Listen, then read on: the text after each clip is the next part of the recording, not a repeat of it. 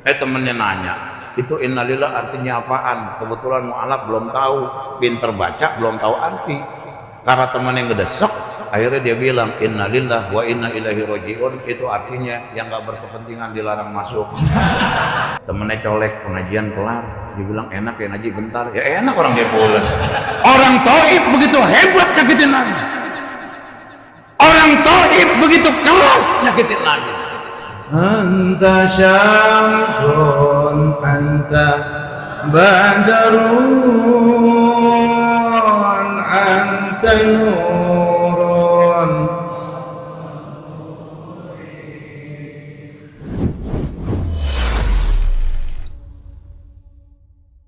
Assalamualaikum warahmatullahi wabarakatuh.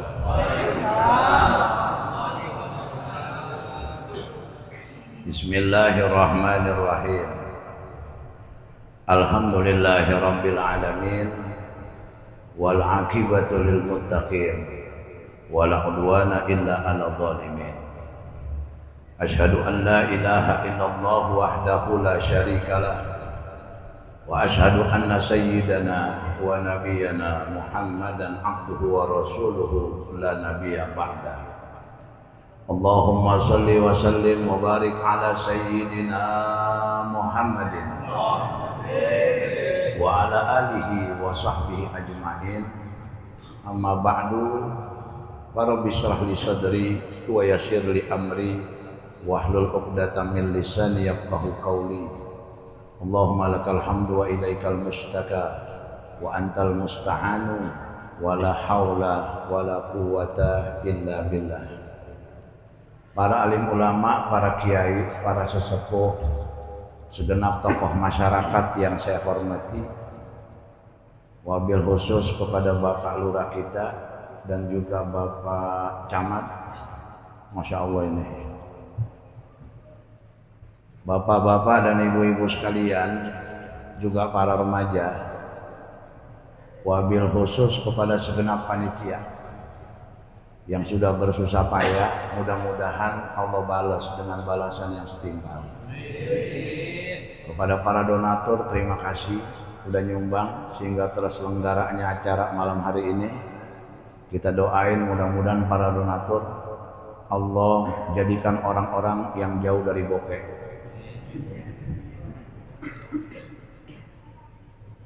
Hadirin yang dirahmati Allah Subhanahu wa taala.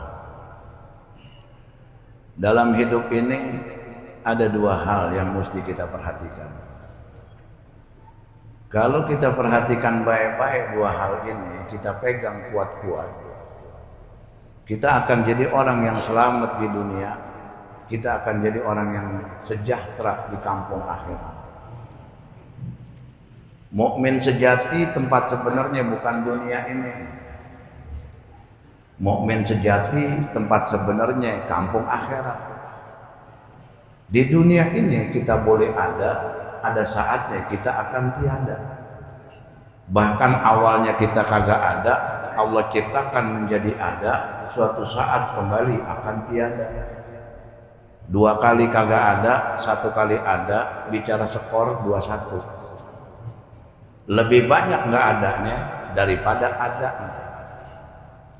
Di dunia hadirin, kendaraan kita boleh beda merek. Ada yang punya kendaraan mobil, mereknya itu Mercedes. Ada yang punya kendaraan mobil, mereknya itu Volvo. Ada juga yang punya kendaraan mobil, mereknya Bak Mem Wow alias BMW. Ada juga yang punya mobil, mereknya Avanza. Itu Avanza mobil yang selalu terdepan. Sebab kalau kita sogok di jalan tol ketemunya dia lagi. Hampir mayoritas di jalan tol merek mobil Avanza. Beda merek waktu hidup, tapi akan sama merek kendaraan yang akan kita kendarai dan kita taikin pada saat kontrak hidup ini selesai. Itu kendaraan ada yang kasih nama kurung batang, ada yang kasih nama keranda, orang Tegal bilangnya katil. Orang Pandeglang bilangnya sangkar kurung. Makanya mesti paham bahasa. Kadang-kadang gara-gara nggak paham bahasa orang jadi berantem. Orang Betawi nyebutnya kurung batang, rada komplekan dikit keranda. Orang Tegal bilangnya katil. Bahasa penting hadirin. Sebab ada cerita orang gara-gara nggak paham bahasa berantem. Pak Haji pulang dari masjid, ada orang Jawa lagi duduk depan rumahnya. Begitu Pak Haji lewat, itu orang Jawa ngomong gini, Pak Haji kundur. Kan benar tuh ucapan. Sopan itu ucapan. Artinya Pak Haji pulang, kan begitu. Berhubung Pak Haji kagak paham, itu orang Jawa digampar, ditabuk sama Pak Haji. Kata orang Jawa, lah Pak Haji saya salah apa? Pak Haji dengan enteng yang ngomong, anak gua, bini gua, tetangga gua, cucu gua, temen gua, nggak ada yang berani ngatain gua kondor. Begitu. Padahal kondor bukan kondor hadirin. Nah, kondor sama kondor kan beda jauh itu. Saya pernah ceramah di Kalimantan Timur. Selesai ceramah pundak saya ditepak sama jamaah. Dibilang apa? Bujur, bujur. Kan kalau bahasa Sunda kagak enak itu. Wah, saya sempat sewot juga. Nggak taunya bujur tuh artinya bagus. Untung saya nggak sikut aja tuh orang kan. Beda kendaraan waktu hidup, sama kendaraan waktu episode jalan cerita hidup kita ini selesai. Raja naik kurung batang, rakyat jelata naik kurung batang, kaya miskin naik kurung batang, terkenal tidak terkenal naik kurung batang, ganteng kagak ganteng sama, cantik kagak cantik sama. Hadirin, kurung batang itu kendaraan unik. Kenapa unik? Sebab yang bikin gak tahu siapa yang naik gak tahu siapa yang bikin. Kalau ada yang bikin kurung batang, tanya lah, ini buat siapa ya Pak? Pasti jawabannya wallahu alam. Bisa-bisa yang bikin yang naik duluan. Yang naik kurung batang tanya, singkap kainnya dikit, tanya, nih kira-kira yang bikin siapa? Insya Allah dia kagak jawab. Sebab kalau dijawab rame urusannya. Kurung batang, kendaraan unik, ada tulisan dari kanan ke kiri di kain warna hijau, bacaannya innalillahi wa inna ilaihi raji'un. Ada mu'alaf baru masuk Islam, lagi ngobrol sama temennya yang masih kafir. Kurung batang lewat, temennya nanya, itu apaan? Kata si mu'alaf, itu kendaraan terakhir orang Islam, siapapun dia akan naik itu kendaraan. Temennya nanya, itu di kain warna hijau tulisannya apa? Itu bahasa Arab, ayat Quran. Bacaannya, kata si mu'alaf, itu bacaannya dari kanan ke kiri, innalillahi wa inna ilaihi raji'un. Kata temennya yang masih kafir, hebat loh, baru masuk Islam udah jago bahasa Arab. Kata si mu'alaf, ya gue gak tau kayak lo, kan begitu. Temennya nanya, itu innalillah artinya apaan? Kebetulan mu'alaf belum tahu, pinter baca belum tahu arti. Karena teman yang ngedesek, akhirnya dia bilang innalillah wa inna ilaihi raji'un, itu artinya yang gak berkepentingan dilarang masuk.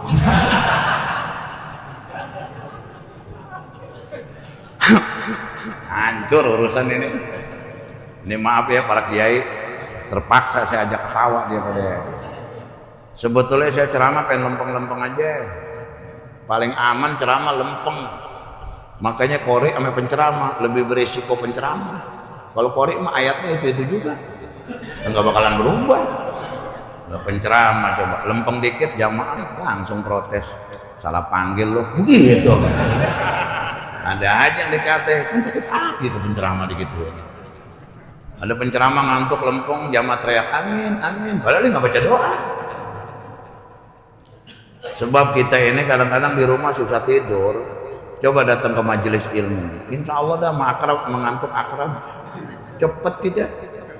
Begitu duduk langsung bismika Allahumma ahya wa bismika amut, doa tidur dibaca. Temennya colek, pengajian kelar, dia bilang enak ya ngaji bentar, ya enak orang dia pulas. Langsung alhamdulilladzi ahyana ba'da ma amatana wa ilaihi nusyur. Makanan keluar langsung ke Allahumma barik lana fima razaqtana wa qina adzabannar. Apal itu doa. Itu kalau Allahumma barik lana, saya ingat jamaah umroh, kebetulan saya ini pembimbing haji umroh. Saya juga nggak tahu kenapa bisa ke situ. Ya kan? Itu jamaah ngomong gini ke saya. Ustaz, kayaknya tawaf kita kurang sempurna nih. Emang kenapa Pak? Sebab kita nggak baca buku, saya nggak bisa baca doa yang di buku manasik. Lagi tawaf kan tawaf 7 putaran doanya beda-beda itu. Saya bilang nggak mesti Pak. Kalau Bapak nggak bisa baca doa yang di buku manasik, Bapak baca aja doa yang Bapak bisa. Dia ngomong, kalau begitu boleh dong saat saya baca doa Allahumma barik lana fima razaqtana. Saya bilang boleh aja Pak, itu kan doa. Paling Bapak di kelopak Arab sih. Dia bilang mana bisa ya orang Arab tahu itu doa makan. Pasti kan Arab mikir nih orang lagi tawaf pikirannya garas aja.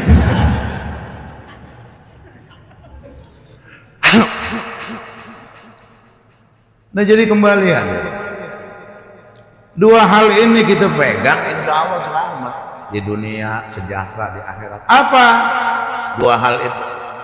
At-taqdimu lillah wa syafaqatu li khalqihi.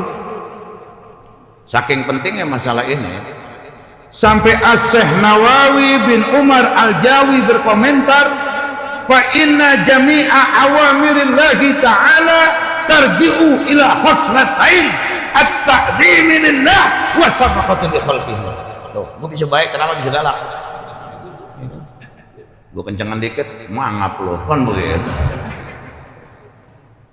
Saking pentingnya masalah ini, Syekh Nawawi Al-Bantani, ada yang bilang Al-Jawi, itu ulama Indonesia yang makamnya mau digusur kagak jadi di Ma'lah. Akhirnya dibikinin jalan layang ngelewatin makam Syekh Nawawi. Ada yang bilang Al-Bantani, ada yang bilang Al-Jawi. Kalau orang Kalimantan nggak tahu tuh dia yang namanya Al-Bantani, dia taunya di luar Kalimantan, di luar Sumatera, Jawa. Tuh. Saya pernah habis kerusuhan di Kalimantan Barat, saya disuruh datang ke sono. Yang perintah guru saya, padahal saya takut. Lah habis kerusuhan, Madura lawan Dayak, Madura lawan Melayu. Saya ke sono itu rumah masih pada gosong. Kan habis tawuran berjamaah. Habis perang. Tapi karena perintah guru saya datang. Cuman guru saya ngomong begini, Gus, kalau sampai di Kalimantan Barat tahun 2000 kalau nggak salah, banyakin usul fikih ya daripada fikih. Saya nggak paham maksudnya guru saya kenapa banyakin usul fikih. Ternyata hadirin, begitu saya sampai di pedalaman, itu dari Sidas, Ngabang, Tubang Raeng, Sangau, Entikong. Saya masuk ke Tubang Raeng, Islam minoritas. Akhirnya begitu saya mau ceramah, nggak jadi hadirin di sana. Kenapa? Saya nggak jadi ceramah. Sebab sebelum ceramah saya tanya ke orang-orang yang baru masuk Islam. Itu Dayak-Dayak yang baru masuk Islam, saya tanya, sholat subuh berapa rakaat? Dia jawab 3 Kiai. Sholat maghrib 2. Saya bilang bagus. Coba kalau saya bilang salah nggak pulang gue, kan begitu. Itu masalahnya. Akhirnya saya nggak jadi ceramah, ngajar alif bata. Kebetulan artileri Medan Ngabang 13 ngundang saya. Armet. Malam saya ceramah di situ, siang pedalaman dikawal sama tentara 6 orang. 2 nemenin saya lagi ngajar ngaji, yang 2 duduk di depan, yang 2 keliling. Saya nanya, "Kenapa sih banyak banget yang nemenin?" "Enggak apa-apa," katanya Ustadz, "ini saya lagi nemenin aja." Begitu pulang tuh Armet baru cerita, "Ustadz, kenapa 2 nemenin, 2 di luar, 2 keliling?" "Itu daerah rawan," gitu ngomongnya. Untung dia kagak cerita waktu saya lagi ngajar. Kalau dia cerita kayaknya balik gue, kan begitu. 12 hari di pedalaman, 12 hari di hutan. Begitu saya pamit mereka bilang gini, "Pak Ustadz, kapan balik lagi ke sini?" Dalam hati saya, ini aja gue kuat udah bagus. Tuh pengalaman tuh. Akhirnya saya ngajar alif, ba, ta, sa, ngajarin. Saya bilang, "Pak, emang gimana sih ceritanya Bapak masuk Islam?" "Ada yang masuk Islam gara-gara lagi tidur ngimpi azan, sampai melek di azan." Akhirnya dia masuk Islam. Masuk Singkawang, masuk Sambas. Di Sambas saya ceramah tentang persatuan. Saya ngomong, wa'tasimu bihablillahi jami'an wa la tafarraqu. Ayo kita bersatu, berpegang teguh kepada agama Allah, jangan bercerai-berai. Allah akan demen. Begitu saya ngomong begitu, depan masjid bunyi petasan, blugur.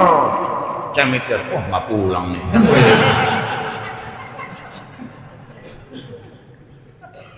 Bisa ambas itu. Nah, jadi hadirin rahimakumullah. Kata saya Nawawi, sesungguhnya semua perintah Allah kembali kepada dua bagian. At-ta'dhimi lillah was-shafaqati li khalqihi. Yang pertama apa? Agungkan Allah. Sayangin makhluk Allah Subhanahu wa taala. Hadirin, Nabi yang kita peringati maulidnya pada malam hari ini adalah orang-orang yang sangat mengagungkan Allah. Makanya yang Nabi takutin cuman Allah Subhanahu wa taala. Orang Taif begitu hebat nyakitin Nabi. Orang Taif begitu keras nyakitin Nabi. Apa doa yang Nabi ucap? Ya Rabb, illam yakun bika alayya ghadabun fala ubadi. Selagi engkau tidak marah kepadaku ya Allah, maka aku tidak peduli. Tuh doanya Nabi. Disakitin sama orang Taif. Yang Nabi takutin bukan apa kelakuan orang Taif, bukan perihnya permusuhan orang Taif, bukan sambitan orang Taif, tapi yang Nabi takutin orang Taif ini bisa kena adab karena nyakitin utusan Allah, karena nyakitin Rasulullah. Dan Nabi sadar kalau dia utusan Allah, dia seorang Rasul, takut orang Taif kena azab. Buru-buru ditangkis sama Nabi dengan ucapan illam yakum bika alayya ghadabun fala ubali. Asalkan engkau enggak marah ya Allah, saya kagak peduli. Bahkan malaikat Jibril datang memakul Jibal. Kata malaikat Jibril, ya Rasulullah, ini orang Taif udah keterlaluan. Allah akan kumpul asal engkau setuju. Kalau engkau setuju, nih orang Taif undaknya mau ditibanin gunung. Nih malaikat gunung udah datang sama saya Rasulullah. Kata Jibril, bagaimana? Kata malaikat gunung, oke, begitu. Tapi doa Nabi, Allahumma hdi qaumi fa innahum la ya'lamun. Ya Allah, maafin kaum, sesungguhnya mereka tidak tahu. Tuh hebatnya Rasulullah. Makanya nggak ada manusia yang paling sayang dengan manusia kecuali baginda Rasulullah. Kalau ulama sayang sama kita karena ulama ngikutin baginda Nabi besar Muhammad SAW.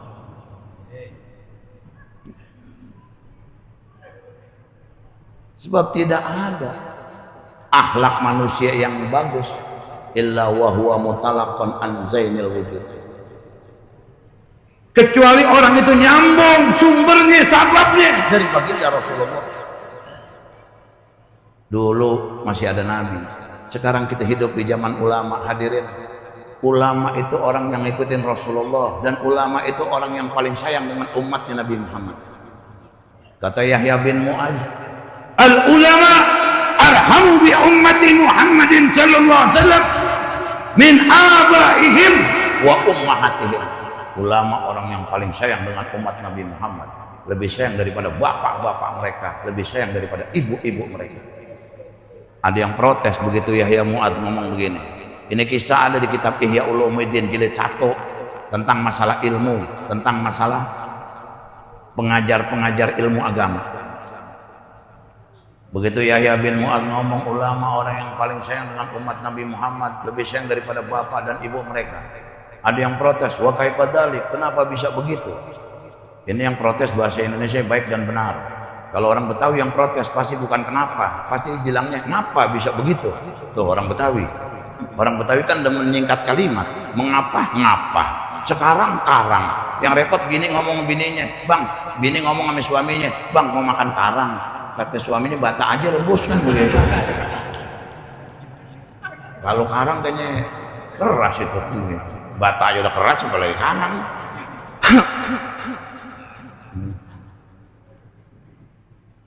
Manusia paling indah akhlaknya Rasulullah. Di situ bukti orang Taif nyakitin malah didoain biar dapat hidayah. Pantas kalau Habib Ali bilang dalam kitab Maulid Simti Duror, Habib Ali bapaknya Habib Alwi, Habib Alwi bapaknya Habib Anis. Waktu Habib Anis masih ada, Al Habib Anis bin Alwi bin Ali bin Muhammad bin Husain Al Habsyi. Tuh, saya berusaha nyebutin dengan lengkap. Walaupun saya apalnya segitu doang. Ya minimal lo tahu kalau gua Muhibin kan begitu. Ya kan Muhibin dikata Mukibin kan begitu. Kalau jauh kan begitu. Sekarang kan ada aja. Saya tanya guru saya, ini kondisi begini, kondisi sekarang bagaimana nih guru? Jawaban guru saya apa? Sadagus, Habib Ali udah tahu tuh, makanya Habib Ali tulis dalam kitab Maulid Sibti Duror, doanya apa? Wa anta ja'alana mimman nasara hadzal habiba wa wazara. Ya Allah, jadikan kami bagian orang-orang Nasrul Habib yang menolong kepada baginda Rasul, wa wazara, dan melayani kepada Nabi. Tugas kita nolongin Nabi dan melayani Nabi. Itu nasoro ame wazaro murodipain. Kalimat beda tapi dalam satu makna. Nasoro menolong, wazaro pun menolong. Cuman kuatan wazaro daripada nasoro. Sebab nasoro menolong dengan diminta. Kalau wazaro tanpa diminta nolong. Lu ngerti gak gue ngomong? Gitu. Kalau kita ngaji dulu begitu, ada namanya Abdullah. Kalau ditaskir jadi Ubaid. Jadi kalau ketemu Ubaidullah itu ditaskir dari Abdullah. Wazannya Fuailun. Nama saya aja bisa ditaskir Agus. Kalau ditaskir Ugais. Bener gak ya? Ngaji gua. Ada orang bengong aja ditanya sama temennya, lu ngapain sih ngurung aja? Gua sakit apaan? Kundair gitu. Temennya bilang itu penyakit baru, penyakit lama. Emang kundair apaan? Kondor. Lah iya, kondor kalau ditaskir kundair. Jadi kalau ada yang kena kondor bilangnya gitu, lu ngapain sih jalan susah? Gua kena penyakit kundair. Kalau ngaji dulu begitu hadirin, ya kan? Kita ditabok kiai udah biasa, malah seneng. Ngebantuin kiai seneng kita, bukan jadi budak kayak kiai, bukan feodal, bukan kaula gusti.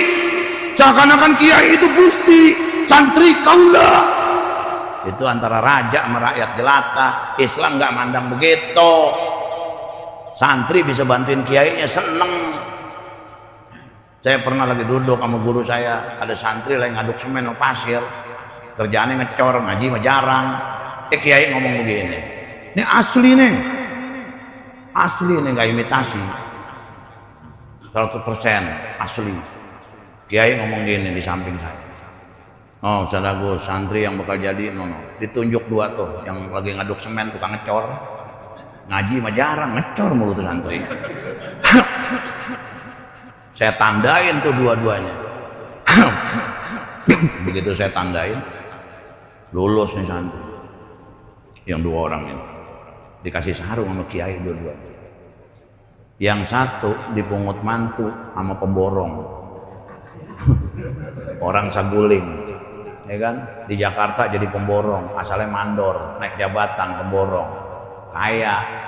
Akhirnya tuh anak santri yang ditunjuk sama kiai itu yang tukang ngecor, itu dinikahin sama anaknya. Habis dinikahin dibikinin santren. Sekarang jadi pimpinan pondok. Tuh modal ngecor doang kayak gitu. Dia dapat anaknya pemborong, dibikinin santren lagi, ya kan? Modal sarung doang dia isi-isinya, kan begitu.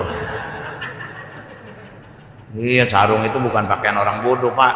Sarung itu pakaian orang pintar. Makanya kalau pakai sarung jangan minder. Celana bisa kekecilan, bisa kegedean. Kekecilan, ke tailor, keluar duit buat ngegedein. Kegedean, ngecilin, ke tailor, keluar duit buat ngecilin. Kalau sarung sih nggak ada cerita, nggak sedeng. Makanya sarung pakaian orang cerdas. Sarungnya gede, orangnya kecil. Lipetannya banyakin, kan begitu, Bung Selan. Sarungnya kecil, sarungnya kecil, orangnya gede, bungselannya dikitin. Itu sarung, nggak ada cerita nggak sedang. Makanya orang kalau pakai sarung, pinter, apalagi udah pakai sarung nggak pakai apa-apa. Gue enak tuh jalan, ada aub-aubannya kan begitu. Jalan ceriwing, itu yang bikin anget itu.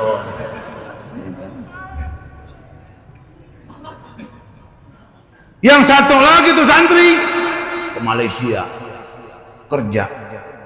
Saya mikir begini, apa iya guru saya meleset?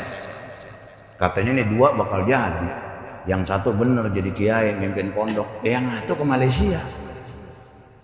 Kebetulan saya punya kawan waktu di Mekah jadi mutawib saya, itu namanya Mbah Hasan. Saya pembimbing, dia mutawib. Gak taunya dia ngaji hadis di Mekah dan dia ahli Sahih Bukhari. Berarti kan pinteran dia daripada saya. Saya bilang sama Mbah Hasan, Mbah, ente jadi pembimbing, saya jadi mutawib. Pulang Mbah Hasan dari Mekah karena bapaknya meninggal, Kiai Sarkowi. Kiai Sarkowi pimpinan pesantren di Batu Putih, dari Syekh Daman Guri, Batu Ampar, masih ke sono lagi. Mbah Hasan datang ke Darul Islam Maulid, Buya Ki Amir. Begitu datang ngomong begini sama saya, Ustaz Agus, ada nggak sih santri yang bisa nemenin saya buat mimpin pondok? Saya sendirian aja nih. Santri yang di Malaysia itu datang juga lagi libur ikut Maulid. Dia mampir ke rumah saya, namanya Marjuki. Akhirnya begitu sampai di rumah saya bilang, Juk, kan saya manggilnya Marjuki, saya panggil Juki aja kan begitu.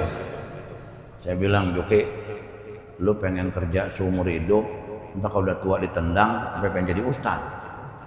Ya saya pengen jadi ustad. Begini, kalau lu mau jadi ustad nih, Mbah Hasan nyari asisten buat nemenin dia. Sekarang lu ikut Mbah Hasan. Dia bilang, Ustad saya pulang dulu ya, izin sama orang tua. Kalau orang tua saya izinin, saya berangkat ke Madura. Kalau enggak. Saya bilang, ya udah gue tungguin, jangan lama-lama. Besok pagi lu harus ada di sini. Nggak taunya besok pagi dia datang ke rumah saya bawa ransel.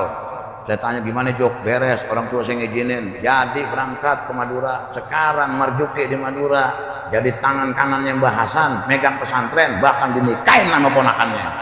Berarti omongan kiai bener hadirin. Tuh tukang ngecor dua-duanya jadi kiai. Jadi jangan kaget kalau santri kadang-kadang dia bantuin gurunya, tahu-tahu pulang jadi orang sukses. Doa guru itu luar biasa.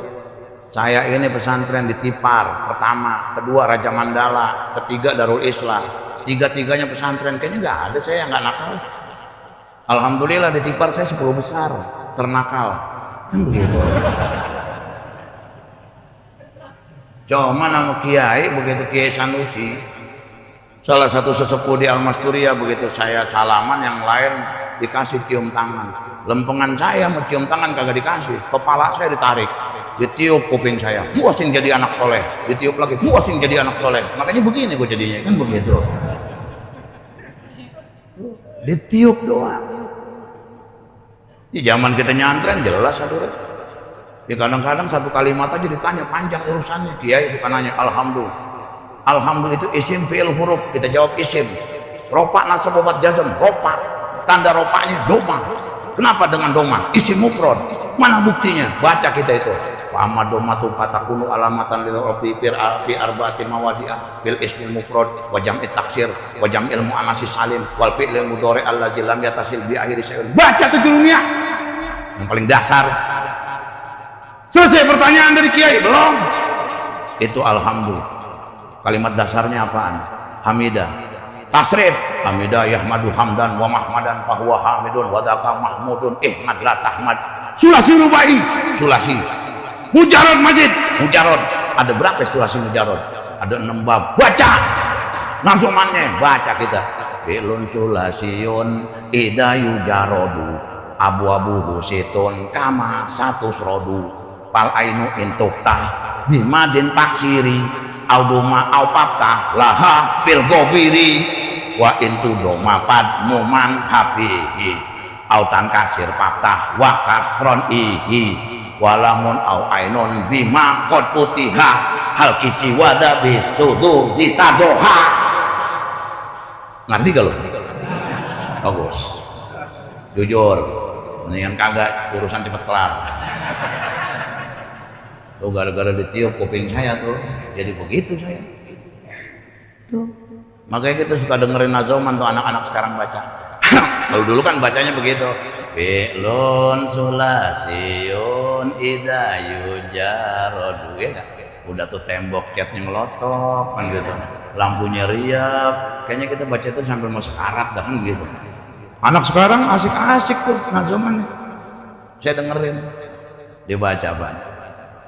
Fi'lun sulasiyun idayu jarodu abu-abu husitun kama satusradu fal ainu intukta bimadin faksiri auduma au laha bil gabiri wa intudoma fadmu man hafihi autan kasir fakta wa kasran ihi walamun au ainun bima qad putiha halki siwada bisududi tadoha. Asik gitu dengar.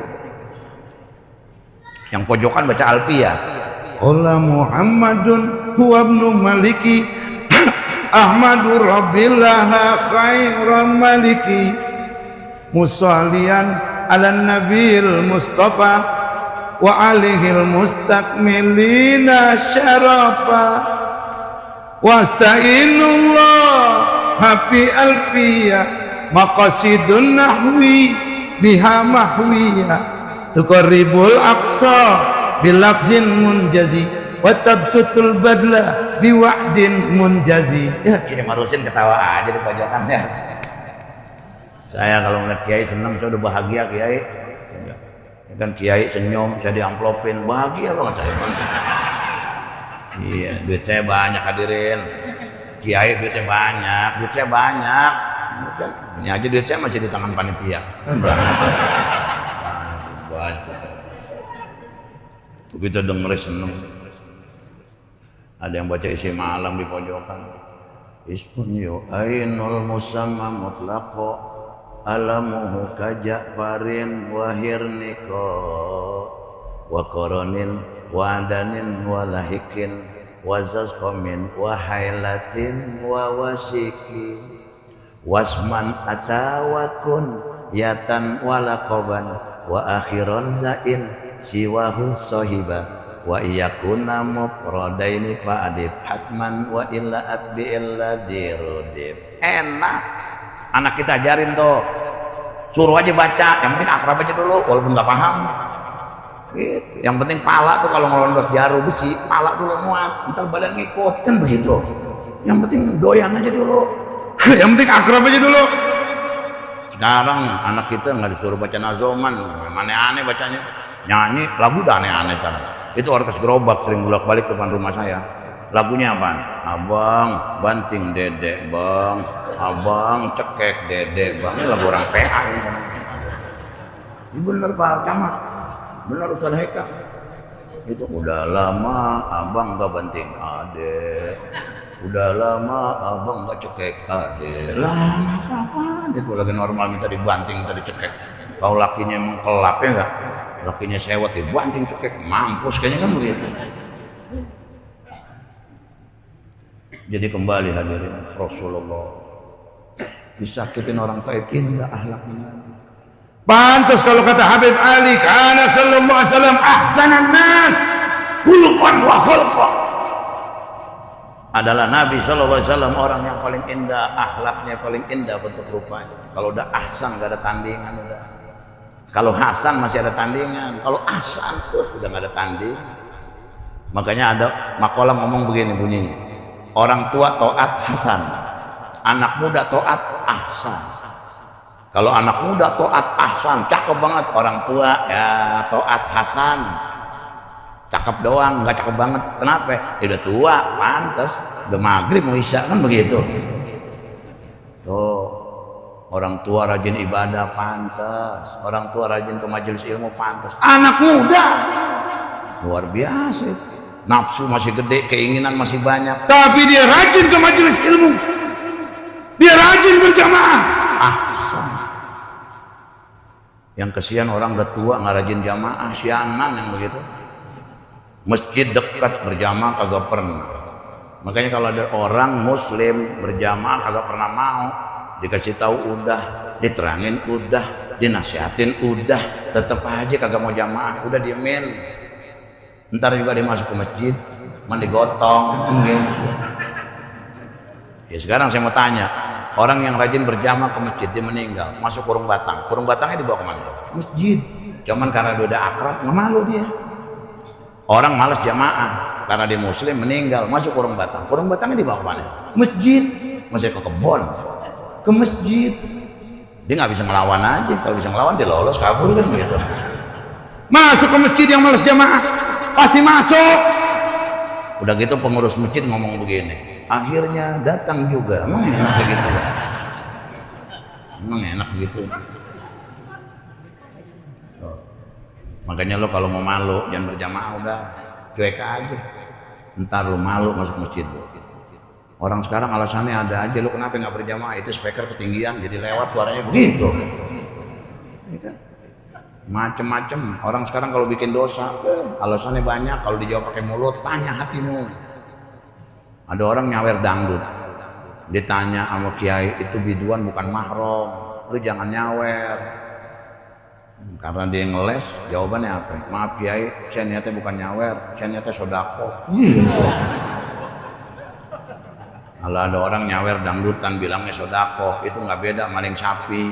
Ditanya, kenapa kamu nyolong sapi? Saya nggak nyolong sapi, saya nyolong tambang, sapinya ngikut. Tolong. Lo ngeles mulu udah kayak bajai lu.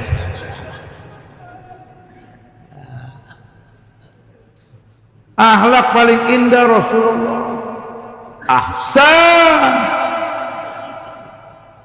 Tuh orang Taif nyakitin malah didoain. Seandainya kita bagaimana? Saya nih lagi disakitin orang, terus malaikat Jibril datang sama malaikat yang jaga gunung ngomong gini, Gus, itu orang kurang ajar menti. Bagaimana Gus? Tibanin gunung, pasti saya bilang udah ratain, kan begitu. Gebok, ya enggak? Malaikat nggak datang kita doa, ya Allah, dia udah nyakitin saya, kapan sih bangkrutnya? Begitu. Padahal Allah itu mengampuni siapa yang dikehendaki, ya kan? Allah juga istilahnya memberikan hidayah kepada siapa yang dikehendaki. Kadang-kadang orang yang kita benci, kalau emang Allah mau kasih hidayah, tetap aja dia sukses terus. Ya kan? Kadang-kadang ada orang banyak bikin dosa, terus kita bilang, woi calon neraka, nggak boleh. Ya kalau Allah mau ngampuni, dia dapat hidayah, dapat ampunan.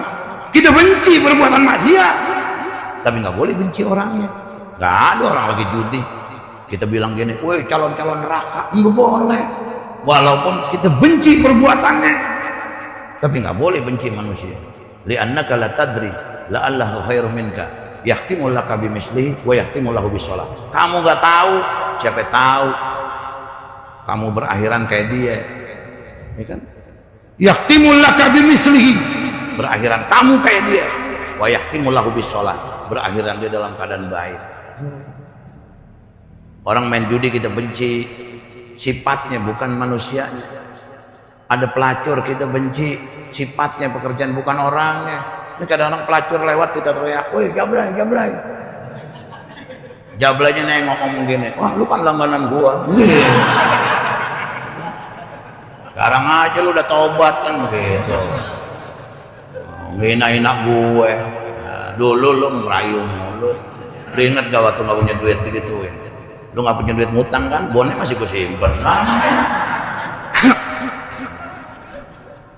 Benci perbuatannya, benci sifatnya, nggak benci orangnya. Apalagi ke ulama, orang yang jelas maksiatnya kita benci, sifatnya nggak benci orang, apalagi ulama.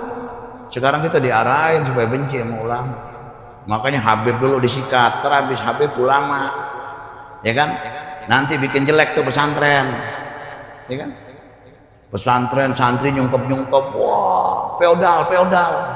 Baik begitu. Pak Prabowo ngadain makan siang, bagus. Tapi sebelum Pak Prabowo ngadain makan siang, saya punya guru, salah satu guru saya, Abu Yaki Amir Hamzah, itu udah 40 tahun yang lalu sampai sekarang ngasih makan santri sehari 2 kali. Santri kagak ada yang bayaran. Makanya Kiai Amir nggak pernah tahu mana santri kaya, mana santri miskin, sebab sama nggak bayaran. Ketahuan itu santri kaya udah jadi alumni.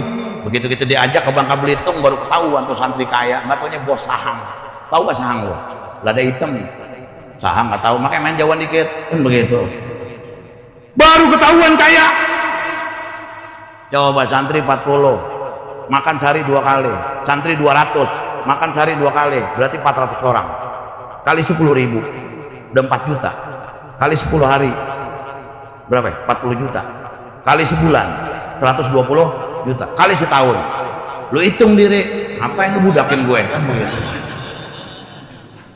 Itu santri kagak ada yang bayaran, apa di senter, apa dikasih lihat. Jangan giliran kiai nerima amplop di senter, feodalisme, kiai senang-senang, muridnya suruh ngasih amplop, itu amplop paling isinya goceng 2.000, men kiai anteng aja diem, nggak mungkin dicerita, wah ngajar lama-lama 2.000, kan begitu, diem aja tuh kiai. Makanya susah murid, guru tahu, tapi susahnya guru kadang-kadang murid pura-pura nggak tahu.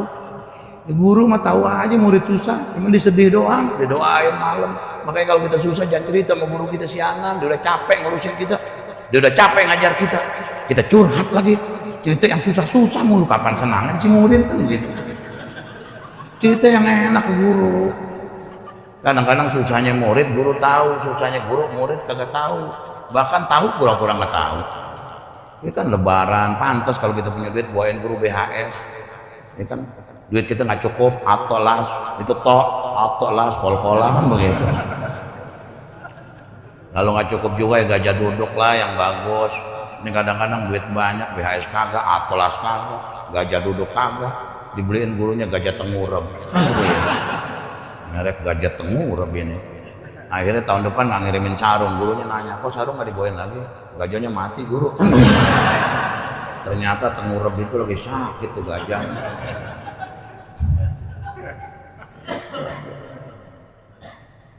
Jadi kembali ahsanan nas, Nabi paling indah akhlak.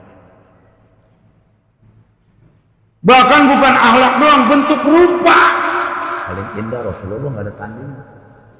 Kita kan taunya Nabi Yusuf, padahal Nabi paling ganteng baginda Nabi besar Muhammad. Nabi Yusuf emang ganteng, cuman kalah ganteng sama Rasulullah. Nabi kalau jalan siang matahari agak tembus, ya kan? Nggak ada bayangan, malam nggak ada bayangannya. Kalau kita alhamdulillah kan malam jalan suka lari sendiri. Kita bilang ada yang ngober gue, bayangan lu begoan gitu. Nabi indah. Makanya kata guru saya kalau bicara kegantengan, ibarat lingkaran dibagi dua. Sebetulnya nggak bisa kata guru saya, cuman biar lu gampang mahamin nih. Bicara ganteng, lingkaran dibagi dua. Setengah buat Nabi Muhammad, setengah dibagi dua, seperempat buat Nabi Yusuf. Seperempat kita sedunia, makanya untung kita segini seperempat sedunia. Bapak Betawi, emak Bandung, tampang kita begini. Bapak Jawa, emak Betawi, tampang kita begini. Coba kalau bapak lu Somalia, emak lu Afrika kan begitu. Begitu nongol nggak geseng begini kan begitu. Ini orang kayak patah dangdang.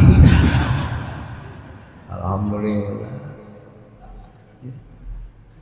Nah, jadi hadirin rahimakumullah, tunduk kepada Allah.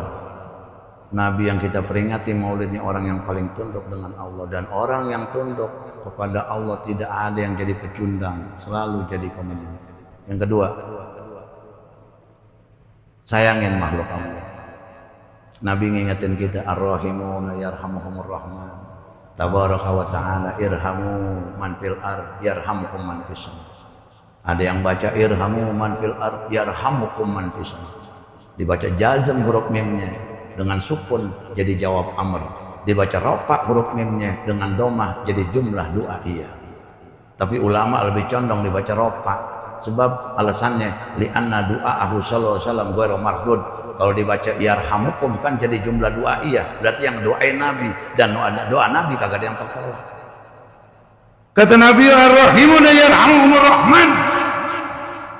Orang yang penyayang saling menyayangi akan disayang oleh yang maha penyayang. Irhamu man fil ard, sayangi makhluk Allah yang ada di bumi.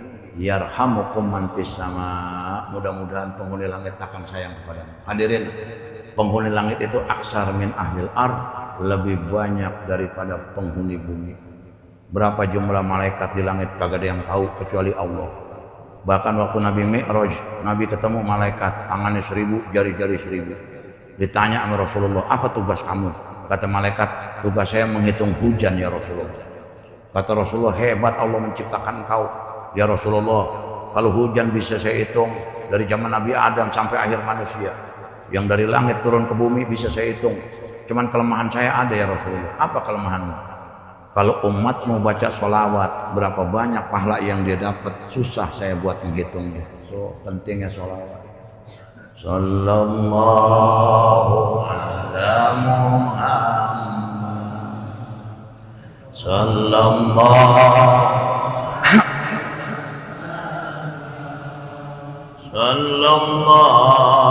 ala sallallahu Anta syamsun anta badrun anta nurun anta syamsun anta badrun anta nurun anta siru wa bali anta misbahu suduri sallallahu assalamu alayka ya Rasulullah assalamu alayka ya Habibullah assalamu alayka ya safwatullah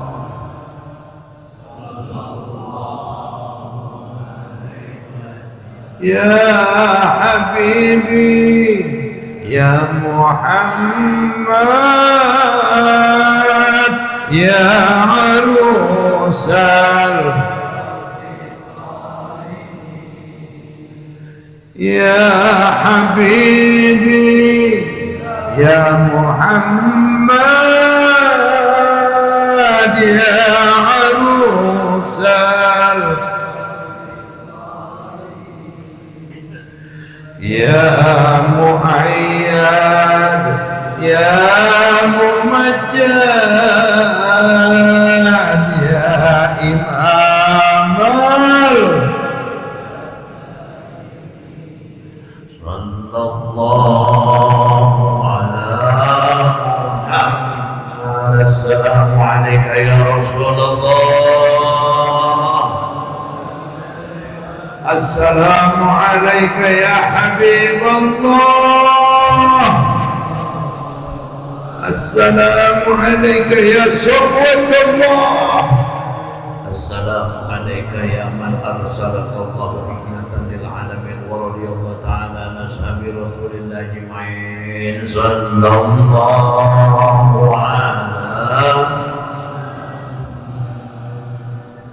sallallahu alaihi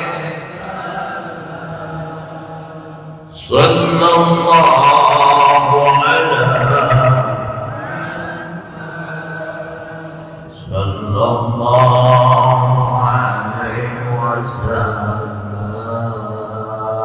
sallallahu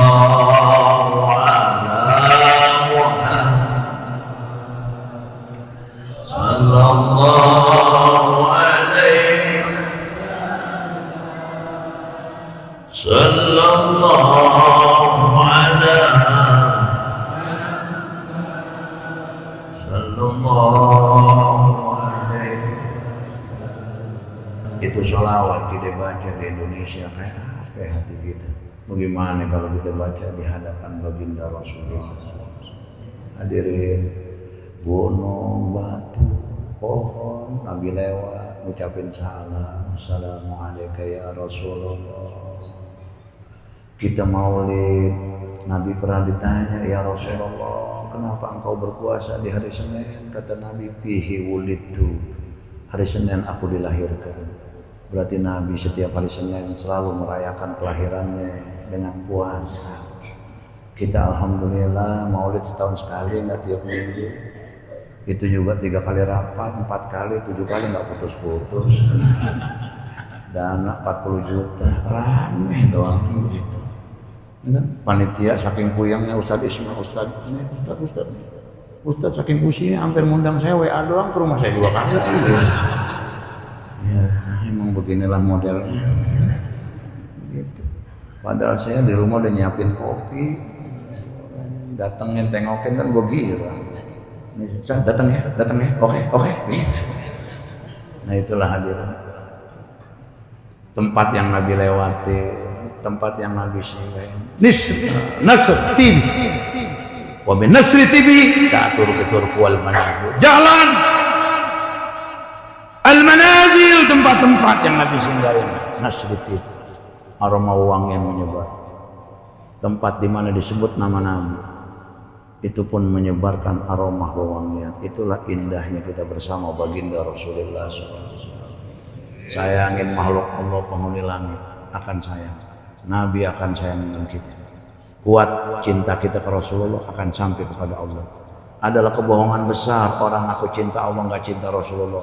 Adalah kebohongan besar orang cinta Rasulullah nggak mencintai makhluk Allah. Apalagi ulama, cinta ulama sampai ke Rasulullah, dari Rasulullah sampai kepada Allah. Hadirin, saya minta redho nggak pakai marah. Dan kepada semua yang hadir, kalau ada uraian yang kurang pas, ridho bi ghairi sukti. Redho nggak pakai marah kata Ibnu Malik.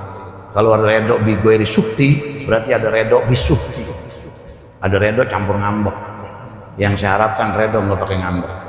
Pada ulama, kepada kiai, kepada semua yang hadir, kalau ada yang kurang berkenan, saya minta redho nggak pakai ngambek. Contohnya bagaimana redho nggak pakai ngambek? Makanan di depan kita nih, di piring kita angkat, sebelah kita tawarin, kita ngomong gini, ayo makan dengan halus sopan, itu namanya redho bi ghairi sukti, nggak pakai ngambek. Ada redho campur ngambek, makanan kita angkat di piring, sebelah kita tawarin sambil ngomong gini, makan, ambil, gue tahu lu lapar, makan. Yang saya harapkan redho nggak pakai marah. Assalamualaikum warahmatullahi wabarakatuh.